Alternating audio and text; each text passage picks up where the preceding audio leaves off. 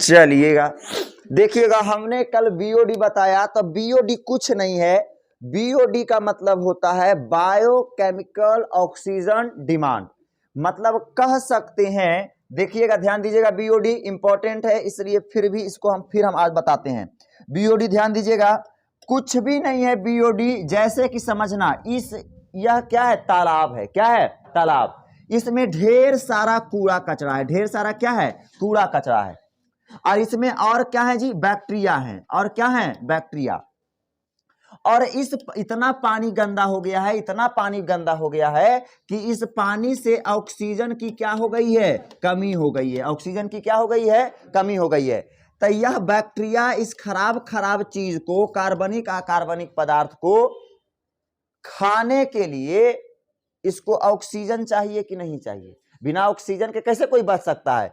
तो मतलब इतना कूड़ा कचरा को खाने के लिए यह बैक्टीरिया जितना ऑक्सीजन का डिमांड करेगा, क्या करेगा, डिमांड करेगा, वह क्या कहलाता है, बीओडी।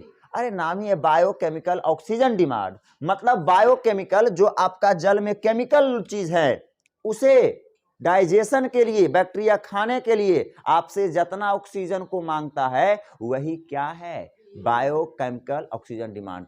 तबे ना हम वो काम कर रहे थे। याद करो तैया हम बता रहे थे तुमको, 4 टैंक से होकर जब हम फिल्टर कर रहे थे पानी को, तब तीसरा टैंक में हम क्या कर रहे थे, चौथा टैंक में क्या कर रहे थे, आपका ऊपर से हवा डाल रहे थे कि नहीं डाल रहे थे, ताकि वह हम क्या डाल रहे थे, ऑक्सीजन, ताकि उसके अंदर जो सूक्ष्म जीव ग्रोथ किया है उसको बढ़िया से अपना शरीर के अंदर ले और उस चीज को सबको क्या कर जाए, खा जाए। पिछला बार हम जब बता रहे थे तुमको जल के फिल्टर करने का तरीका बता रहे थे कि प्राइमरी फेज, सेकेंडरी फेज में, जी ध्यान में तो नहीं होगा, चलिए देखवे नहीं करते हो तो चलो। तो यह इधर देखना, तो बीओडी जो होता है ऑक्सीजन के इन्वर्सली प्रोपोर्शनल होता है। इसका मतलब क्या हुआ कहने का, समझिएगा। अच्छा, जितना बीओडी है, बीओडी का मतलब समझ गया ना, जितना ऑक्सीजन का डिमांड कर रहा है, तो उतना ऑक्सीजन का डिमांड कर रहा है, एक मतलब उतना ही पानी में कार्बनिक पदार्थ है। अरे जितना उसमें है उतने ना ऑक्सीजन का डिमांड करेगा, मतलब कह सकते हैं बीओडी समानुपाती कार्बनिक कंपाउंड होगा, समझ रहा है। जबकि बीओडी जो होता है हमारा ऑक्सीजन, पानी में ऑक्सीजन का इन्वर्सली प्रोपोर्शनल होता है, क्योंकि यह डिमांड कर रहा है, ऑक्सीजन का डिमांड कर रहा है, तो यह बीओडी का इन्वर्सली प्रोपोर्शनल होता है। जबकि बीओडी जो होता है यह इसके क्या होते हैं, समानुपाती होते हैं। क्लियर? चलिए, हाँ, फिर हमने ये बताया था आपको, भारत सरकार ने जल प्रदूषण को बढ़ते हुए सन 1974 ईस्वी में जल प्रदूषण निरोध एवं नियंत्रण अधिनियम को क्या किए थे, लाए थे। जल को प्रदूषण मुक्त बनाने के लिए भारत सरकार ने कब लाए थे नियम को जी, 1974 का क्या अधिनियम था आपका, नियंत्रण अधिनियम, जल प्रदूषण निरोध या फिर क्या कह सकते हैं, नियंत्रण अधिनियम को लाए थे जल को रोकने के लिए 1974 ईस्वी में। ध्यान दीजिएगा, बायोलॉजिकल मैग्निफिकेशन 2 नंबर में सवाल बनता है। बायोलॉजिकल मैग्निफिकेशन किसे कहते हैं, समझिएगा। जब जैव निम्नीकरण अयोग्य पदार्थ, बोले तो डीडीटी जिसको आप जानते हो, जिसे हम छिड़काव में करते हैं, उसे ही हम कह रहे हैं, उसी की बात कर रहे हैं।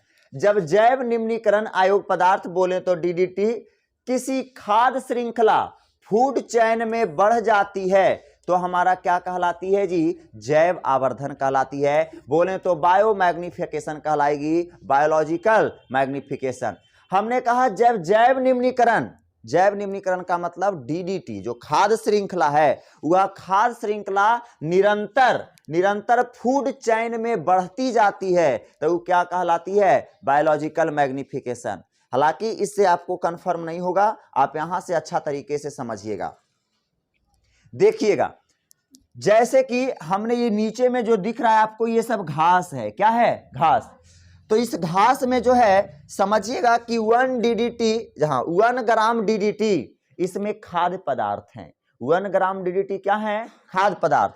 ये भी घास में कितना है, 1 ग्राम। जितना घास है सब में कितना ग्राम है जी, 1 ग्राम डीडीटी है। खाद्य श्रृंखला खाने वाला चीज है, बस ऐसे समझो।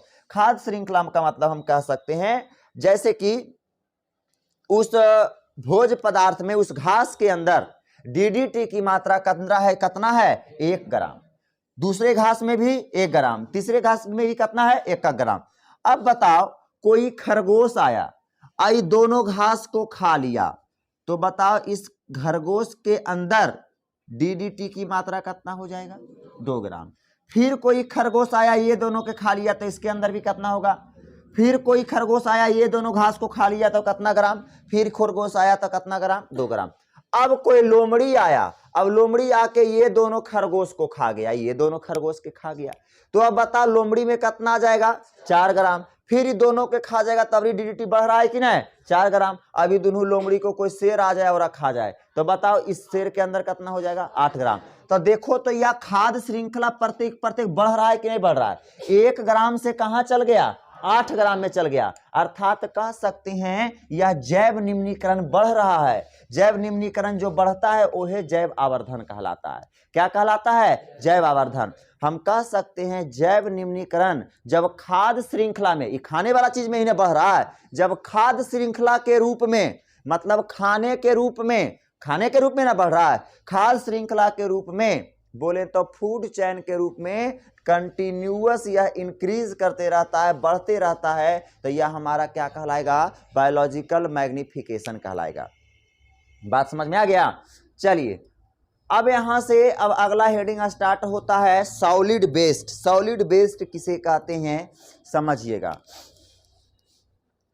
ठोस पदार्थों से भी वातावरण प्रदूषित होते हैं। हम पढ़ रहे हैं environmental issue, chapter number last environmental issue, जिसे हम पर्यावरण मुद्दे के नाम से जानते हैं। और इससे जब सवाल बनता है तो बड़ा सवाल बनता है, 6 नंबर 7 नंबर बड़ा सवाल बनते हैं। समझे बातों को। तो लास्ट चैप्टर को हम पढ़ रहे हैं, तो मतलब पर्यावरण को प्रदूषण के बारे में ही पढ़ रहे हैं।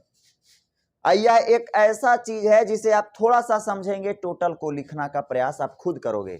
इधर देखिएगा अगला है सॉलिड वेस्ट। सॉलिड का मतलब होता है ठोस, और वेस्ट का मतलब क्या होता है अपशिष्ट। मतलब कह सकते हैं ठोस अपशिष्ट। अपशिष्ट का मतलब हुआ होता है, अपशिष्ट का मतलब कूड़ा कचरा ही होता है। अरे वेस्ट मटेरियल है, समझ रहा है, खराबे चीज होता है वेस्ट का मतलब। तो ठोस अपशिष्ट क्या है समझिएगा।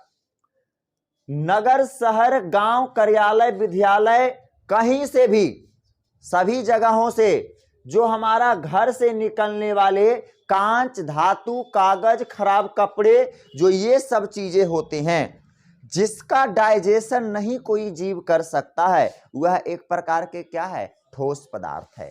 हम जैसे ये कपड़ा को फेंक देंगे तो ये कपड़ा क्या, इसको कोई जीव खा सकता है नहीं खा सकता है। तो ये वातावरण में रह के ये क्या करेगा प्रदूषित करेगा, प्रदूषण करेगा।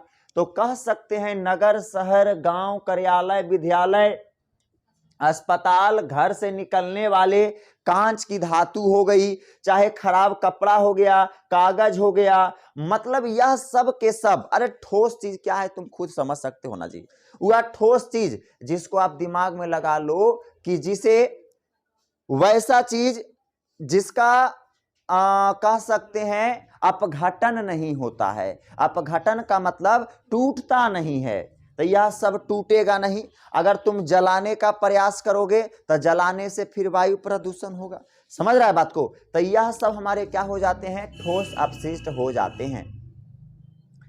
अगला है सैनिटरी लैंडफिल्स। क्या कहलाता है, हिंदी में भी इसे सैनिटरी लैंडफिल्स ही कहते हैं।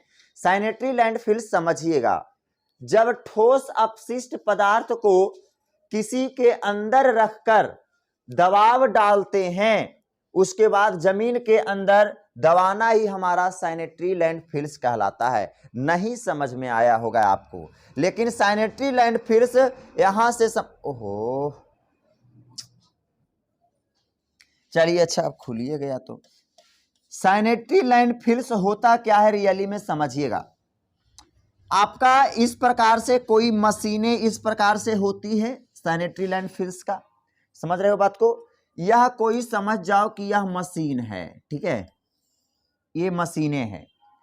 तो जितना सॉलिड मटेरियल है हमने जैसे कि इस सॉलिड मटेरियल में डाल दिया, कपड़ा डाल दिया, यह सब सॉलिड मटेरियल ना है, कांच डाल दिया जी, अस्पताल से निकलने वाला इंजेक्शन तिजेक्शन जो भी है दवाई के खोली तोली लन फन सब डाल दिया। समझ रहे बात को? क्या पढ़ रहे हैं? Solid waste. क्या पढ़ रहे हैं? सॉलिड वेस्ट पढ़ रहे हैं। तो इसके अंदर टोटल क्या डाल दिए? सॉलिड वेस्ट डाल दिए। अब समझिएगा, सर इसमें डालने के बाद उसके बाद होता क्या है? खेला यहां से स्टार्ट होता है। ध्यान दीजिएगा आप। अब टोटल चीज डाल के इसे समझ जाओ। हाइड्रोलिक का नाम सुने हो? हाइड्रोलिक प्रेशर का नाम सुने हो? जिसे ट्रैक्टर देखता होगा, ट्रैक्टर जब उठाता है डल्ला उला तो ऐसे करके निकलता है, पूरा लंबर लंबे निकलता है, वह उसमें बहुत पावर होता है। अगर आपको ऐसे खड़ा करके हाइड्रोलिक यहां पर छोड़ देना ऐसे करके, तब पूरा आपको पिचौहीन कर देगा। समझे बात को? एकदम गजब के पावरफुल होता है हाइड्रोलिक। आजकल जितना काम हो रहा है, बड़े से बड़े चीजों को उठाया जा रहा है, सबके सब कौची से? हाइड्रोलिक से। क्योंकि वह हवा के प्रेशर से उठता है। हवा में, हवा इतना ताकत किसी में है ही नहीं है। सबसे ज्यादा ताकत हवा में होता है। समझे? क्योंकि हवा है जो बड़े बड़े चीजों से टकरा सकता है, बड़े बड़े चीजों को गिरा सकता है, लेकिन और कोई चीज उतना भयानक नहीं कर सकता है। जल में भी ताकत है, लेकिन वाटर जैसे जल का प्रयोग हम लोग कर नहीं ना सकते हैं, तो हम लोग जो होता है हाइड्रोलिक में ज्यादा वायु का कस के कंप्रेसर बनाते हैं वायु के द्वारा, और उसे क्या करते हैं? उसे हम कंप्रेसर से पूरा प्रेशर डाल के उसे ठेलने का प्रयास करते हैं। तो ये क्या किया जाता है? जैसे कि समझ जाओ कि यहाँ पर कोई ट्रैक्टर लगल है, समझ रहा है, अभी ट्रैक्टर से जोड़ दिया, अभी कंप्रेसर यहाँ हाइड्रोलिक मारेगा तो जितना कूड़ा कचरा इसके अंदर है कस के दावेगा, तो ये हाइड्रोलिक पूरा कस के नीचे बैठेगा, तो जितना कूड़ा कचरा रहेगा सब एक पेंदी में आके सट जाएगा। अरे सट जाएगा कि नहीं? एकदम प्रेशर से सबको की कर देगा? पिचोहीन कर देगा। समझ रहा है? एकदम प्रेशर इतना मारेगा कि इसको सबको पिचोहीन कर देगा। एकदम जब पिचोहीन हो जाएगा मतलब इतना कचरा डाला, अब बन जाएगा इतना कचरा में, ऐसे करके। अब इस कचरा को क्या किया जाता है? आपके शहर से बाहर कहीं ले जाकर गड्ढा खोद के उसके अंदर क्या कर दिया जाता है? फेंक दिया जाता है। अगर इतना विकराल रूप में फेंकेंगे तो ज्यादा प्रदूषण फैलाएगा, लेकिन इसे जब हम साइनेट्री कर देते हैं, अरे साइनेट्री का मतलब होता है पापड़, सीधा सपाट होता है। साइनेट्री देखे हो? साइनेट्री देखे हो कि नहीं? अक्षय कुमार का मूवी नहीं देखा है? तो साइनेट्री का मतलब ही होता है सीधा पापड़, लेयर में बट जाना। साइनेट्री को देखना कभी, खोल के मौका मिले तो वह पूरा होता है इस प्रकार से बटे होते हैं, पूरा ऐसे करके एक दूसरे से सटे होते हैं। समझ रहा है बात को? तो उसी प्रकार से इसको पापड़ बना देता है साइनेट्री रिजन, तभी इसका नाम आया है साइनेट्री। पूरा इस प्रकार से कर दिया, तहे तहे उठा के ले जाके गड्ढा में क्या कर देता है? फेंक देता है। अब फेंकते होता क्या है? अब बड़े बड़े शहर और नगर के लिए यह कार्यरत नहीं है। रीजन समझिएगा, इतना दिन भर में 10 बार ले जाके फेंकेगा तो वो गड्ढा 10 दिन में फुल हो जाएगा।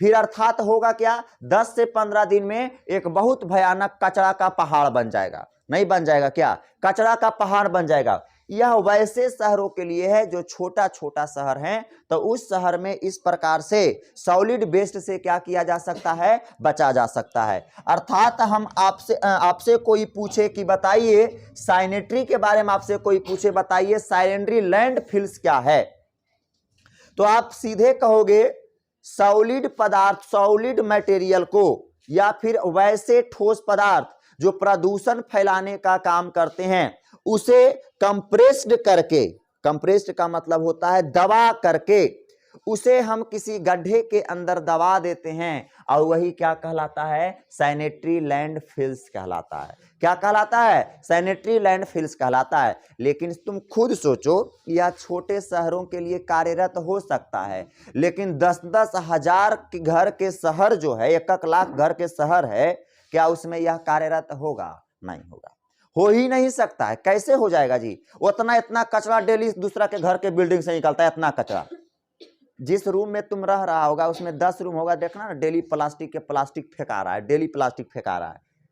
तो तुम खुद सोचो, ऐसा वैसा अगर 10,000 50,000 घर रह जाएगा तो पता चलेगा 10 दिन में अगर हम सैनिटरी करके भी फेंक रहे हैं तो एक वो पहाड़ का रूप ले लेगा दूसरा जगह। तो फिर क्या होंगे क्या, उसमें जो केमिकल पदार्थ होगा वह धीरे धीरे केमिकल पदार्थ बाहर की ओर आएंगे और वह हमें क्या करेगा, नुकसान पहुंचाएगा। जहां आप कचरा के ढेरी देखते हो वहां क्या किया जाता है, सैनिटरी करके फेंका जाता है। जहां आप कचरा का पहाड़ देख रहे हो, ब्यास शरीफ में करता है कि नहीं करता है हमको पता नहीं है, लेकिन कहीं कहीं कचरा का पहाड़ देखे होगे। जैसे कि ये तुम्हारा हो गया, जब बाईपास की उधर जाता है, बाईपास वाला रोडवा में, तो क्या है, पूरा पहाड़ जैसा बना दिया है। और होता क्या है, जब पहाड़ जैसा बन जाता है ना, तो उस पहाड़ वाले वेस्ट मटेरियल के अंदर जो कुछ छोटे छोटे पदार्थ होते हैं, कार्बनिक पदार्थ होते हैं, जब उससे सड़ के कुछ उससे रिसाव निकलने लगते हैं, रिसाव का मतलब विषैला पदार्थ निकलने लगते हैं, जो वातावरण को क्या करते हैं, प्रदूषित करते हैं। जैसे कि हम प्लास्टिक डालेंगे तो उसको पीच पाच देगा, तो उसमें आलू के छिलका भी तो हो सकता है, हम तो आलू के छिलके भी उसमें फेंकते हैं ना, तो आलू के छिलका को भी ऐसे करके पीचेगा, अरे पीछेगा कि नहीं, और जब इस प्रकार से पीचेगा तो आलू के छिलका तो उस प्लास्टिक में रह गया, तो जब 10 दिन 5 दिन हो जाएगा तब उस सड़ के क्या पानी रियन बाहर कचरा से निकलेगा कि नहीं, अरे निकलेगा कि नहीं, तो वह हम लोग को प्रदूषण फैलाएगा वातावरण को कि नहीं, वातावरण को प्रदूषित फैलाएगा तो हम सबको समस्याएं आएगी। जैसे समझिएगा, अब जितना बोले सब लैंग्वेज में देखिए, छोटे छोटे शहरों के लिए यह विधि तो ठीक है, लेकिन बड़े बड़े महानगरों के लिए यह ठीक नहीं होता है। रीजन हमने बता दिया, नहीं होते हैं क्योंकि महानगरों से कचरे ज्यादा मात्रा में निकलते हैं, इसलिए इनके सैनिटरी लैंडफिल्स काफी ऊंचा हो जाता है, जिससे विषैले रसायनों, जैसे हम बोले कि विषैला रसायनों क्या होता है, का स्राव होने लगता है, जो वायु को क्या कर देता है,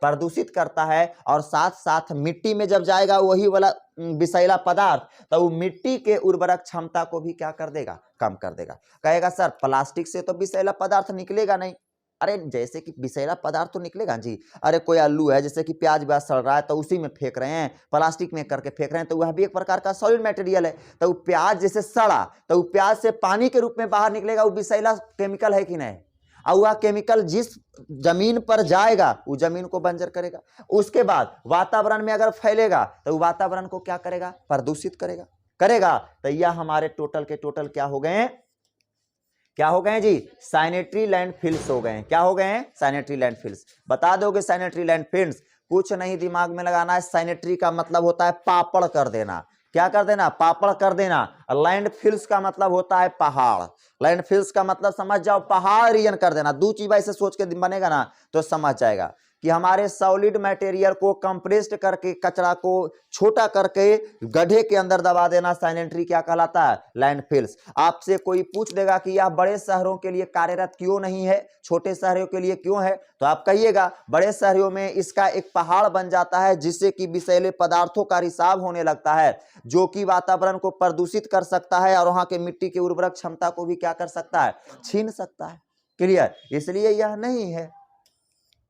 चलिए अगला ध्यान दीजिएगा, हमारे द्वारा उत्पन्न अपशिष्ट को 3 श्रेणी में बांटा गया है। हम लोग के द्वारा अपशिष्ट पदार्थ जो उत्पन्न करते हैं उसको 3 श्रेणी में बांटा गया है।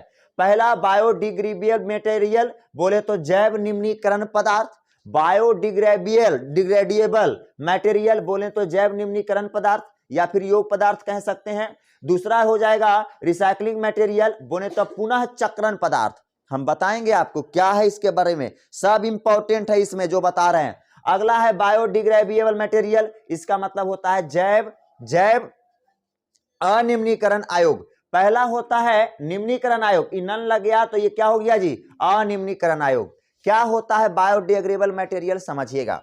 बायोडिग्रेडेबल मटेरियल को क्या कहते हैं, जैव निम्नीकरण योग। क्या बोलेंगे, जैव निम्नीकरण योग क्या होता है, समझिएगा। जैव का संबंध होता है जीवों से। क्लियर, तो वैसा ठोस पदार्थ जिसे यंत्र के द्वारा, हाँ वैसा ठोस यंत्र जो खराब, क्या है, क्या कर दिया,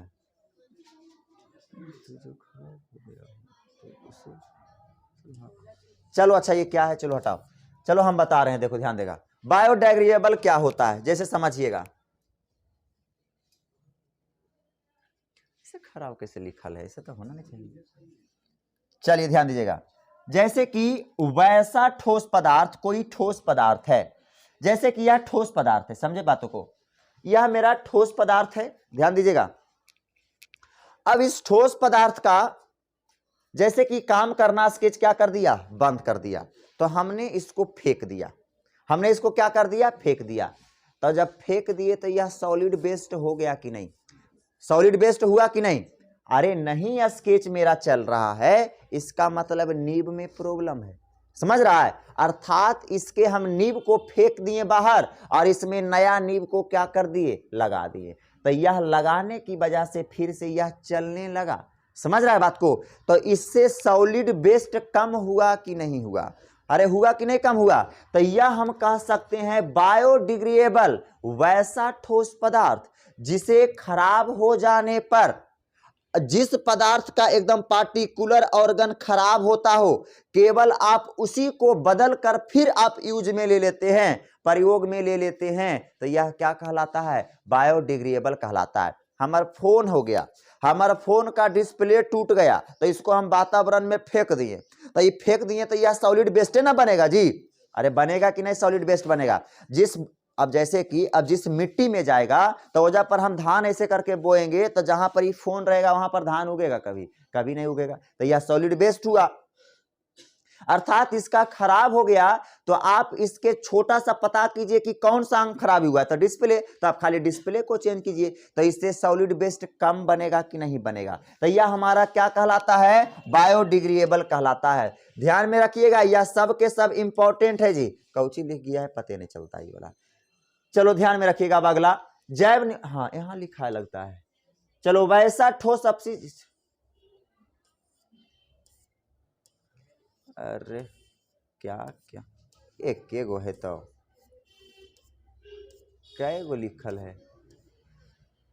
एगो जैव निम्नीकरण हुआ ना, एगो बायो मटेरियल, रिसाइकलिंग मटेरियल। अरे हम कौची बता दें, पुनः चक्रण हम बताएं जी, सॉरी, हम पुनः चक्रण बताएं। जैसे हम पुनः ना उसको प्राप्त कर लिए, जैसे कि ठोस पदार्थ था, इसके हम चीजों को चेंज करके फिर उसको क्या कर लिए, प्राप्त कर लिए, तो पुनः प्राप्त कर लिए, तो पुनः चक्रण ना कहलाएगा, अर्थात क्या कहलाएगा, रिसाइकलिंग मटेरियल कहलाएगा। जबकि जैव निम्नीकरण क्या कहलाता है, वैसा ठोस पदार्थ, जैव है जी, जैव मतलब वैसा ठोस पदार्थ जिसे अपघटन नहीं किया जा सकता है, वैसा ठोस पदार्थ जिसे अपघटन नहीं किया जाएगा वो क्या कहलाएगा, जैव निम्नीकरण। जबकि वैसा ठोस पदार्थ जिसका अपघटन नहीं किया जाएगा वह हमारा क्या कहलाएगा, जैव अनिम्नीकरण आयोग कहलाएगा। जबकि जिसका किया जाएगा वो क्या कहलाएगा, जैव निम्नीकरण। और अगर किसी ठोस पदार्थ में खराबी आ गया और उसे बदल कर आप प्रयोग में ला लिए तो वो क्या कहला जाएगा, पुनः चक्रण। तीनों यहीं पर खत्म, ज्यादा दिमाग नहीं। जैव निम्नीकरण, वैसा ठोस पदार्थ जिसे अपघटन करेंगे क्या कहलाएगा, जैव निम्नीकरण। अपघटन का मतलब समझता है, जिसे छोटे टुकड़ों में बांट सकते हैं, तो वैसा ठोस पदार्थ जिसका अपघटन करेंगे क्या कहलाएगा, जैव निम्नीकरण। पुनः चक्रण क्या कहलाएगा, वैसा ठोस पदार्थ जिसका खराब हो जाने के बाद केवल उसी पार्टिकल को बदलकर फिर प्रयोग में ले चलाते हैं, तो वो क्या कहलाएगा, पुनश्चक्रण पदार्थ कहलाएगा। जबकि वैसा ठोस पदार्थ जिसका अपघटन नहीं होगा ये क्या कहलाएगा, जैव अनिम्नीकरण कहलाएगा। ये तीनों आपके क्या हो गए, खत्म हो गए। बीच में क्या लुंडी सितरी लिखल है उसका हटा दो, चलो, हालांकि सही है लिखल होगा, समझा। इधर ध्यान दीजिएगा, प्लास्टिक अपशिष्ट के उपचार संबंधी अध्ययन देखिएगा, काफी सराहनीय चीज हम आपको बताते हैं। अभी प्लास्टिक चीज से सबसे ज्यादा वातावरण फैलता है। सबसे पहली बात तो यह अपघटन नहीं होता है, प्लास्टिक का होते हैं क्या, नहीं होते हैं। जब उसे जलाते हैं तो उससे जो भयानक CO2 निकलता है, कार्बन मोनोऑक्साइड निकलता है, जो वातावरण को बहुत कस के वातावरण को क्या करता है, प्रदूषित करता है। अर्थात प्लास्टिक सबसे खराब चीज है। सुनेगी, इधर ध्यान दीजिएगा, काफी सराहनीय काम आजकल के जीता जागता इंसान है अभी बच रहे हैं, और बचते हुए NCERT में नाम छपा जाना यह बहुत बड़ी बात है, समझे। ध्यान में दीजिएगा, प्लास्टिक का क्या हुआ कि हम जानते हैं कि प्लास्टिक का क्या होता है, अपघटन नहीं होता है। तो समझिएगा प्लास्टिक अपशिष्ट के उपचार संबंधी कुछ अध्ययन किया गया है। जैसे खराब प्लास्टिकों हैं तो उस पर कुछ अध्ययन करके कुछ ऐसे इंसान हैं जो कि अच्छे अच्छे कामों को उसके लिए कर रहे हैं। देखिएगा, पहली बार आप एक बार इसे पढ़ लीजिए। बंगलौर की बात कर रहे हैं। बंगलौर किसका राजधानी है? कर्नाटका का। बंगलौर में एक 57 वर्ष के एक इंसान है जो मुस्लिम समुदाय के हैं। उनका क्या नाम है? अहमद खान। क्या नाम है? अहमद खान। अहमद खान क्या करते हैं? प्लास्टिक के बोरी बनाते हैं। प्लास्टिक के क्या करते हैं? बोरी। जैसे ये सब प्लास्टिक कूड़ा कचरा सब फेंक दिया ना, तो इस कूड़ा कचरा को फेंके प्लास्टिक को प्लास्टिक के क्या कर देते हैं? बोरियां बना देते हैं। जो खदवा तदवा वाला आता है प्लास्टिक के बोरिया, यहीं से आता है। ये प्लास्टिक के क्या कर देते हैं? बोरी बना देते हैं। तो जब बोरी बन जाता है तो तुम खुद सोचो, उस बोरी को हम कभी फेंकते हैं नहीं। अगर गांव में अगर उस बोरी की बात आया तो अगर फट जाता है तो हम लोग तो पेउन मार के यूज कर लेते हैं, लेकिन फेंकने का प्रयास करते हैं नहीं। पहली अच्छा प्लस पॉइंट तो ये बात हो गया। बंगलौर में 57 वर्ष के अहमद खान ने प्लास्टिक से होने वाले प्रदूषण को हल ढूंढे हैं, जो कि पिछले 20 वर्षों से प्लास्टिक की क्या कर रहे हैं जी? बोरियां बना रहे हैं। जो लगभग 8 वर्षों पहले प्लास्टिक अपशिष्ट को प्रदूषण को वास्तविक समस्या समझा था। इनको लगा प्लास्टिक से ओरिजिनल समस्या है कि वातावरण को क्या करता है? प्रदूषित करता है। तो यह चीज की समस्या समझा और इनकी कंपनी ने पुनःचक्रित प्रवृत्ति प्लास्टिक का प्रयोग करके इन्होंने पॉलीब्लेंड नामक एक महीन पाउडर क्या किया है? तैयार किया है। पॉलीब्लेंड समझ जाइएगा। ये पूरा सारांश हम एक छोटी सी बात में बता देते हैं, ध्यान दीजिएगा।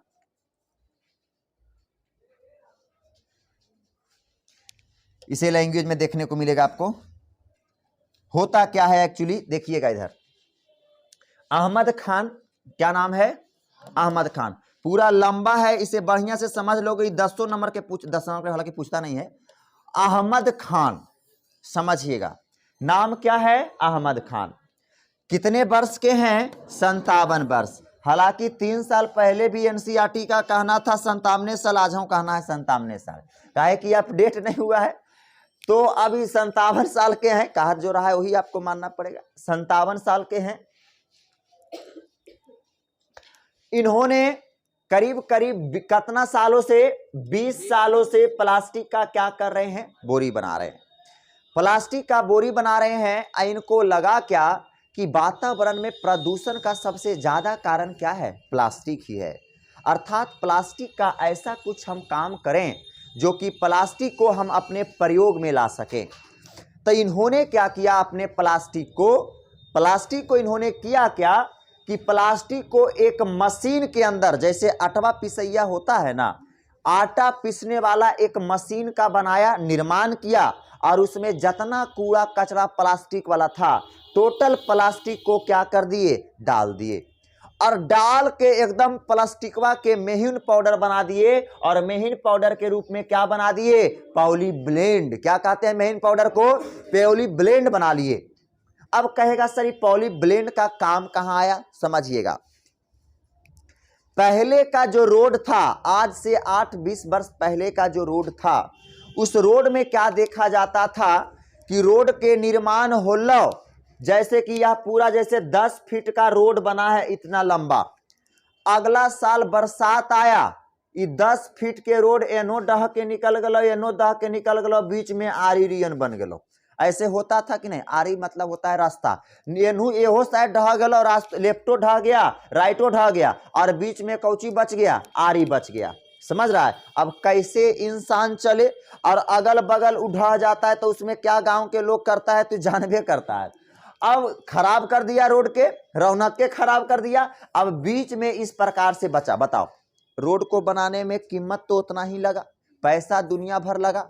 अब यह रोड बरसात में क्या हो जाता था? खराब हो जाता था। तो ये अहमद खान ने क्या कहा?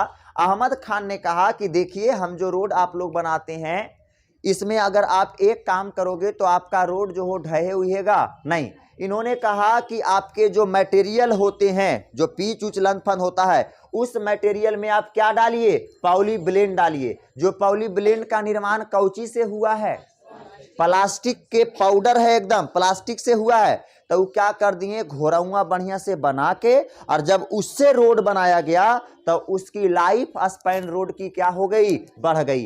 रीजन क्या है, क्योंकि हम जानते हैं प्लास्टिक जो होता है पानी का अवशोषण नहीं करता है। अब हम रोड को प्लास्टिक से बना देंगे तो उस पर पानी पड़ेगा, तो कभी भी रोड अवशोषण करेगा, पानी को नहीं करेगा। जैसे ही पानी पड़ेगा छिटक के क्या हो जाएंगे, साइड चले जाएंगे। अर्थात लाइफ स्पैन भी रोड का क्या हो गया, बढ़ गया। जीवन काल भी रोड का बढ़ गया, और साथ ही साथ सॉलिड वेस्ट से छुटकारा भी मिल रहा है। यहां तक जब ये काम ये अहमद खान करने लगे तो इनको कचरा घटने लगा, कचरा यहां तक घटने लगा। अब इन्होंने कहने लगा कि मुझे कचरा लाओ, मुझे कचरा दो, प्लास्टिक का कचरा दो, हम ऐसे ऐसे चीजों को बनाएंगे। तब रह तो तबे ना दे तो। कर्नाटक में पूरा कचरे खत्म हो गया। अगल बगल के बोलने लगे कि जो भी कचरा है आप हमें कचरा दीजिए। अगर कोई कचरा के लिए आपको 2 रुपया देता है, 8 ना देता है, तो हम आपको 6 रुपया देंगे। सब 50 पैसा किलो देता है ना जी, ऐसे करके बिकता है ना मार्केट में। तो उन्होंने कहा कि आप 50 पैसा अगर कोई देता है तो हम आपको 1 केजी प्लास्टिक के कितना कीमत देंगे, 6 रुपया देंगे। आप प्लास्टिक किसे बेचिए, हमें बेचिए। तो सोचो प्लास्टिक सॉलिड वेस्ट को किस प्रकार से इन्होंने अच्छा इस्तेमाल किया, समझ में आया। एक प्रकार का इनका बहुत अच्छा अध्ययन है कि नहीं है, किनका, अहमद खान का।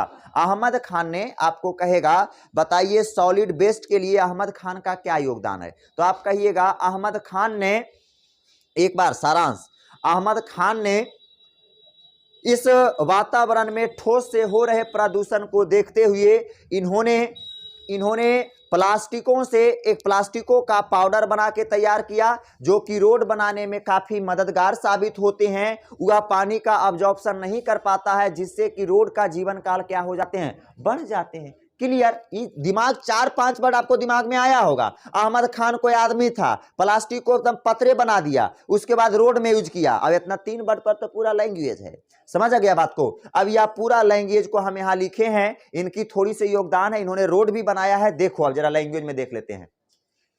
इन्होंने 2 कंस्ट्रक्शन की मदद से, कौन, अहमद खान ने एक आरवी इंजीनियरिंग कॉलेज और बेंगलोर कारपोरेशन की सिटी के साथ मिलकर रोड बनाने में क्या किए, जल विकर्षण का काम किए। जल विकर्षण का मतलब वह होता है कि जल को जो अवशोषण नहीं करे, विकर्षण का काम किए।